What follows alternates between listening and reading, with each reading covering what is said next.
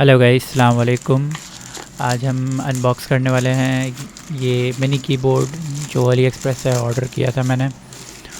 And देखते हैं भाई क्या है इसके अंदर।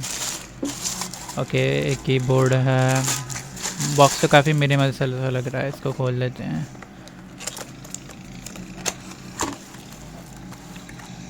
ऑलराइट, ये बिल्कुल सटल सा एक कीबोर्ड आ गया हाथ में। ओके, इसकी केबल क्वालिटी मुझे थोड़ी एवरेज सी लग रही है।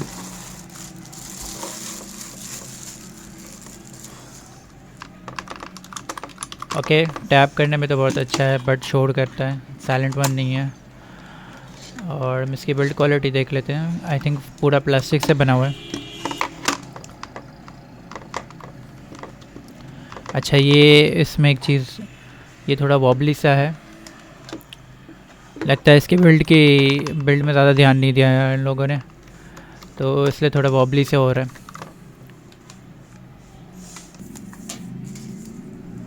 चलिए इसको मेजर कर लेते हैं कि ये हो गए 12 इंच और ये हो गए लगभग 5 इंच। इन सेंटीमीटर्स ये हो गए 12 इंच हाइट और 30 इंच की इसकी लेंथ हो गई। और टेक रिलेटेड वीडियोस के लिए वीडियो को लाइक और चैनल को सब्सक्राइब करें।